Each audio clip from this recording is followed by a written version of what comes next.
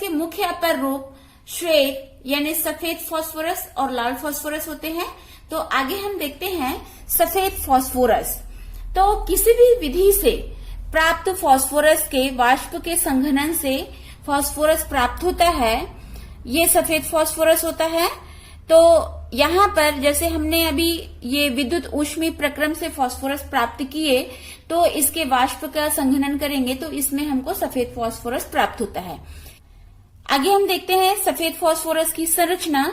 तो सफेद फास्फोरस की इकाई P4 या हम कह सकते हैं कि इसका अणुसूत्र P4 लिखा जाता है। जैसा कि हमने अभी कहा कि फास्फोरस का अणुसूत्र P4 होता है। यहाँ पर सफेद फास्फोरस की संरचना प्रदर्शित है। यहाँ पर हम देख रहे हैं कि जो प्रत्येक फास्फोरस परमाणु होता है वो अन्य 3 फास्फोरस परमाणुओं से सहसंयोजी बंध द्वारा जुड़ा रहता है और इसमें हर एक फास्फोरस sp3 संकरण में होता है। यहाँ पर P सिंगल बॉन्ड P का बंध कोण 60 डिग्री यानी कि जैसे यहाँ पर ये P, तो इनके बीच का कोण 60 डिग्री होता है। सफेद फास्फोरस के भौतिक गुण देखते हैं। तो फर्स्ट पॉइंट है सफेद फास्फोरस सफेद रंग का मोम जैसा कोमल ठोस होता है। मतलब कि जैसा हम मोम को देखते हैं, मोम जिस प्रकार से सफेद होता है वैसे ही सफेद फास्फोरस होता है और ये मोम जैसा कोमल होता है। जैसे हम उसको चाकू से काट सकते हैं उसी प्रकार से सफेद फास्फोरस को भी चाकू से काट सकते हैं। और सफेद फास्फोरस में लहसुन की महक आती है। तो यदि हमको मान लीजिए फास्फोरस दे दिया जाता है और यदि हम उसको सूंघ के देखते हैं तो उसमें यदि लहसुन की महक आ रही है तो उससे हम पहचान सकते हैं कि ये सफेद फास्फोरस है। सेकंड पॉइंट, ताजा फास्फोरस सफेद लेकिन बाद में पीला रंग का। कहने का मतलब क्या है कि जो हम ताजा फास्फोरस जैसे वाष्प का संघनन हुआ, किसी भी विधि से हमने फास्फोरस के वाष्प के संघनन से सफेद फास्फोरस प्राप्त किए हैं तो वो पहले तो सफेद रंग का होगा, लेकिन कुछ समय के बाद में इसमें लाल फास्फोरस की परत बन जाने के कारण ये पीला हो जाता है। इसके कारण इसको पीला फास्फोरस भी कहा जाता है, यानी सफेद फास्फोरस को पीला फास्फोरस के नाम से भी जाना जाता है। थर्ड पॉइंट है विषैली प्रकृति, यानी सफेद फास्फोरस विषैली प्रकृति का होता है। यदि फास्फोरस जहां पर कारखाना वगैरह होता है जिसमें फास्फोरस का काम होता है, वहां पर व्यक्ति यदि लगातार कार्य करता रहता है तो उसको फॉसी जा नाम की बीमारी हो जाती है और ये बीमारी में जबड़े की हड्डियों का क्षय होता है। सफेद फास्फोरस की 0.1 ग्राम मात्रा से ही व्यक्ति की मृत्यु हो सकती है। सफेद फास्फोरस का गलनांक 44 डिग्री सेल्सियस या 317 केल्विन और क्वथनांक 287 डिग्री सेल्सियस या 560 केल्विन होता है। अगला पॉइंट है जल में आविलेय, मतलब हम इसको यदि फास्फोरस को पानी में घोलेंगे तो ये आविलेय रहता है, घुलता नहीं है। लेकिन जो कार्बनिक विलायक होते हैं जैसे carbon disulphide, benzene, chloroform, ether, alcohol, इनमें जब हम इसको सफेद फास्फोरस को घोलते हैं तो ये विलेय होते हैं। 6 पॉइंट है कि सफेद फास्फोरस अध्रुवी प्रकृति का होता है। 7 पॉइंट है ठोस तथा गैस अवस्था में P4 अणु के रूप में, मतलब हम इसको बोले कि इसका अणुसूत्र P4 लिखते हैं तो ये ठोस अवस्था में और गैस अवस्था में P4 अणु के रूप में रहता है। लेकिन जब ये P4 अणु वाष्प प्रावस्था में ही जब 1070 केल्विन ताप तक के तो स्थायी रहेगा, मतलब 1070 केल्विन तक के ये ठोस और गैस अवस्था में रहेगी। लेकिन 1070 केल्विन से अधिक तापमान होने पर ये वियोजित हो जाता है और ये P2 अणु के रूप में बन जाता है। आगे देखते हैं सफेद फास्फोरस के रासायनिक गुण। फर्स्ट, ऊष्मा का प्रभाव। जैसे अभी हमने ये पढ़ा कि 1070 केल्विन के ऊपर यदि अधिक तापमान रहेगा तो ये P2 अणु के रूप में हो जाता है। तो यही ऊष्मा का प्रभाव है कि यहाँ पर 1070 केल्विन तक के ये सफेद फास्फोरस स्थायी होता है, इसलिए ये P4 अणु के रूप में रहता है। लेकिन जब इस 1070 केल्विन से अधिक तापमान होता है तो ये P2 अणु के रूप में होता है। सेकेंड, वायु से क्रिया। तो फास्फोरस का ज्वलन ताप 30 डिग्री सेल्सियस होता है, इसलिए इसको जल में रखा जाता है क्योंकि ये सामान्य ताप 30 डिग्री सेल्सियस पर स्वयं से जल करके ये फास्फोरस पेंटाऑक्साइड बनाता है। तो फास्फोरस पेंटाऑक्साइड का जैसे इसको हम बाहर रख दिए तो ये ऑक्सीजन से क्रिया कर लेगा और फास्फोरस पेंटाऑक्साइड का गहरा सफेद धुआं उत्पन्न करेगा। तो ये जो धुआं निकलता है ये ठंडी ज्वाला होती है, इसमें हाथ नहीं जलता है। थर्ड पॉइंट है क्षारों से क्रिया। तो इसमें फास्फोरस उबलते हुए क्षार से अभिक्रिया करके ये फॉस्फीन बनाता है और सोडियम हाइपोफॉस्फाइट भी बनाता है। फोर्थ पॉइंट है हैलोजन से क्रिया। तो सफेद फास्फोरस सामान्यतः पर हैलोजन यानी कि क्लोरीन, ब्रोमीन से सरलता से अभिक्रिया करता है। जैसे हम यहाँ पर समीकरण में हमको प्रदर्शित है, फास्फोरस क्लोरीन से अभिक्रिया करके फास्फोरस ट्राइक्लोराइड बनाता है और ये फास्फोरस ट्राइक्लोराइड क्लोरीन से क्रिया करके फास्फोरस पेंटाक्लोराइड बनाता है। फिफ्थ देखते हैं सल्फर से क्रिया। तो सफेद फास्फोरस सल्फर के साथ जब क्रिया करती है तो बहुत तेजी से क्रिया होती है और विस्फोट के साथ अभिक्रिया होती है और ये विभिन्न प्रकार के सल्फाइड बनाते हैं। ये सल्फाइड का बनना ये अभिकारकों की मात्रा पर डिपेंड करता है कि किस प्रकार का सल्फाइड बनेगा। तो इसमें विभिन्न प्रकार के सल्फाइड जैसे हम देख रहे हैं P2S3 यानी phosphorus trisulphide, P2S5 phosphorus pentasulphide, P4S3 phosphorus sesquisulphide, P4S7 tetraphosphorus heptasulphide, P4S10 phosphorus pentasulphide. यहाँ पर समीकरण प्रदर्शित है। फास्फोरस सल्फर की अलग अलग मात्रा से अभिक्रिया करता है तो यहाँ पर फास्फोरस ट्राइसल्फाइड और फास्फोरस पेंटासल्फाइड बनता है। यहाँ पर जो टेट्राफॉस्फोरस ट्राइसल्फाइड है ये सबसे अधिक स्थायी होता है। इसका उपयोग माचिस की तीली बनाने में किया जाता है। 6 पॉइंट धातुओं से क्रिया। सफेद phosphorus sodium, potassium, calcium, magnesium जैसे धातुओं से क्रिया करता है और फॉस्फाइड बनाता है। तो यहाँ पर जैसे हम देख रहे हैं ये कैल्शियम फॉस्फाइड। तो ये कैल्शियम फॉस्फाइड यानी कि जो फॉस्फाइड बना है, पहले जो सफेद फास्फोरस रहता है ये धातुओं से क्रिया करता है और फॉस्फाइड बनाता है। तो यहाँ पर जैसे कैल्शियम फास्फोरस से अभिक्रिया करके कैल्शियम फॉस्फाइड बनाता है। ये कैल्शियम फॉस्फाइड जल अपघटित होकर के फॉस्फीन का निर्माण करता है। अम्लों से क्रिया।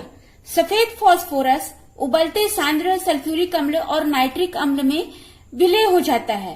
तो यहाँ पर जैसे हमको समीकरण प्रदर्शित है, सफेद फास्फोरस सल्फ्यूरिक अम्ल से अभिक्रिया करके ऑर्थोफॉस्फोरिक अम्ल बनाता है और फास्फोरस नाइट्रिक अम्ल से अभिक्रिया करके ऑर्थोफॉस्फोरिक अम्ल बनाता है। 8 पॉइंट लाल फास्फोरस में परिवर्तन। यहाँ पर वायु और प्रकाश की अनुपस्थिति में जब सफेद फास्फोरस को 230 से 250 डिग्री सेल्सियस तक के गर्म किया जाता है, ये नाइट्रोजन या कार्बन डाइऑक्साइड जब इसको गर्म करते हैं तो ये अक्रिय वातावरण उत्पन्न करता है जिससे सफेद फास्फोरस लाल फास्फोरस में परिवर्तित हो जाता है। 9 पॉइंट अपचायक गुण। फास्फोरस एक अच्छा अपचायक होता है।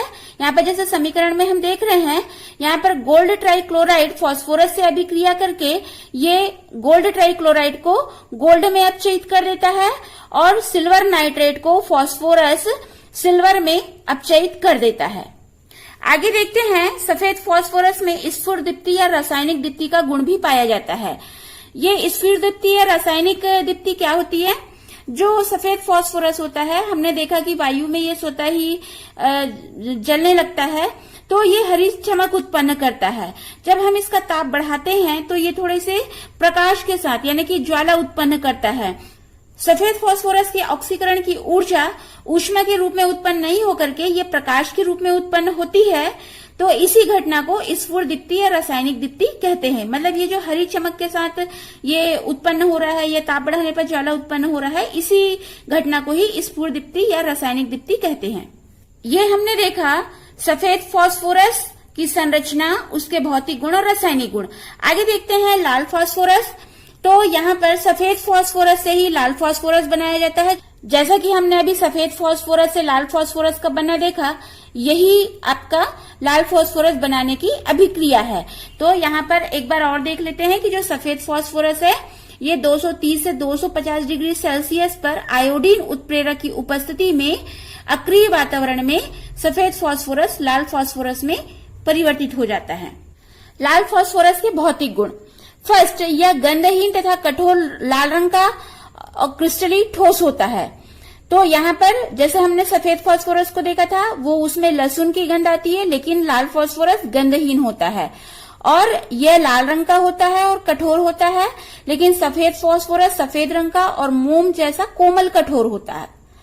सेकेंड पॉइंट, लाल फास्फोरस विषैली प्रकृति का नहीं होता है, लेकिन सफेद फास्फोरस को हमने देखा था कि सफेद फास्फोरस की 0.1 ग्राम मात्रा ही व्यक्ति की मृत्यु कर सकता है। थर्ड, लाल फास्फोरस की ज्वलन ताप उच्च होती है, यानी 260 डिग्री सेल्सियस, लेकिन सफेद फास्फोरस की ज्वलन ताप कम होती है, 30 डिग्री सेल्सियस पर ही ये जलने लगता है। फोर्थ, लाल फास्फोरस जल कार्बन डाइसल्फाइड, अल्कोहल, ईथर में अविलेय होता है, लेकिन हमने सफेद फास्फोरस में देखा था कि वो जल में अविलेय लेकिन कार्बनिक विलायकों में विलेय होता है। फिफ्थ पॉइंट, लाल फास्फोरस सामान्य ताप पर सर्वाधिक स्थायी अपर रूप है। 6, वायु की अनुपस्थिति में 290 डिग्री सेल्सियस पर ऊर्ध्वपातित होता है। 7, सफेद फास्फोरस में परिवर्तन, यानी कि जो लाल फास्फोरस होता है इसको वाष्पित करके और उसकी वाष्प को संघनन करके सफेद फास्फोरस प्राप्त किया जा सकता है। लाल फास्फोरस की संरचना देखते हैं। लाल फास्फोरस की संरचना बहुलक संरचना होती है, जैसा कि हमको यहाँ पर चित्र में प्रदर्शित है। इसमें जो P4 चतुष्फलक संरचना ये एक दूसरे से जुड़ करके ये श्रृंखला बनाती है। ये बहुलक या श्रृंखला संरचना के कारण ही लाल फास्फोरस सफेद फास्फोरस की तुलना में कम क्रियाशील होता है। आगे देखते हैं लाल फास्फोरस के रासायनिक गुण। तो फर्स्ट, ऑक्सीजन से क्रिया। तो लाल फास्फोरस 260 डिग्री सेल्सियस से ऊपर ताप पर ऑक्सीजन से क्रिया करके फास्फोरस पेंटाऑक्साइड बनाता है। सेकेंड, सल्फर हैलोजन क्षार धातुओं से क्रिया। जब लाल फास्फोरस सल्फर से अभिक्रिया करता है तो यह टेट्रा फास्फोरस ट्राइसल्फाइड बनाता है। फास्फोरस हैलोजन से यानी कि क्लोरीन से अभिक्रिया करके फास्फोरस पेंटाक्लोराइड बनाता है। और फास्फोरस जब क्षार धातु से यानी कि सोडियम से अभिक्रिया करके सोडियम फास्फाइड बनाता है। यहाँ पर हमने लाल फास्फोरस को देखा कि सफेद फास्फोरस से लाल फास्फोरस बनता है और इसके भौतिक गुणों को, रासायनिक गुणों को और इसकी संरचना को समझे। आगे देखते हैं काला फास्फोरस। काला फास्फोरस 2 रूपों में पाया जाता है, अल्फा काला फास्फोरस और बीटा काला फास्फोरस। तो इसमें हम इसके गुण देखते हैं।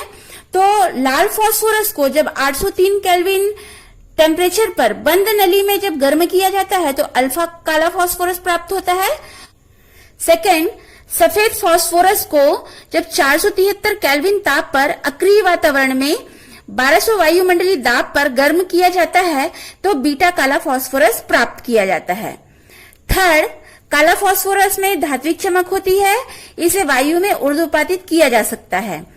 फोर्थ, काला फास्फोरस फास्फोरस में सबसे निष्क्रिय रूप में होता है। क्यों होता है? क्योंकि इसे उच्च दाब पर बनाया जाता है और जैसा हम यहाँ पर देख रहे हैं 1200 एटमॉस्फेयर पर इसको बनाया जाता है। तो यहाँ पर उच्च दाब पर बनाया जाता है और ये बहुत अधिक बहुलीकृत होता है। ये दोहरी परत का बना होता है। इसमें प्रत्येक परत में फास्फोरस परमाणु आपस में जुड़ करके टेढ़ी मेढ़ी श्रृंखला बनाते हैं। इसकी वजह से यह जो काला फास्फोरस होता है ये निष्क्रिय रूप में होता है। ये काला फास्फोरस कार्बन डाइसल्फाइड में अविलेय होता है। अगला 6 पॉइंट कि काला फास्फोरस विद्युत का चालक होता है। 7 पॉइंट, काला फास्फोरस 400 डिग्री सेल्सियस तक नहीं जलता है। आगे हम देखते हैं फास्फोरस का उपयोग। तो फर्स्ट, दिया सलाई उद्योग में जो माचिस की तीली बनाई जाती है ये फास्फोरस से तैयार की जाती है। सेकेंड, मिश्र धातु बनाने में फास्फोरस ब्रांच जिसमें फास्फोरस, कॉपर और टीन की मिश्र धातु तैयार की जाती है। थर्ड, अग्निबम और आतिशबाजी में जो अग्निबम बनाए जाते हैं और आतिशबाजी जो हम दीपावली के समय या किसी भी उत्सव पर पटाखे जो जलाते हैं तो ये सब फास्फोरस से तैयार किए जाते हैं।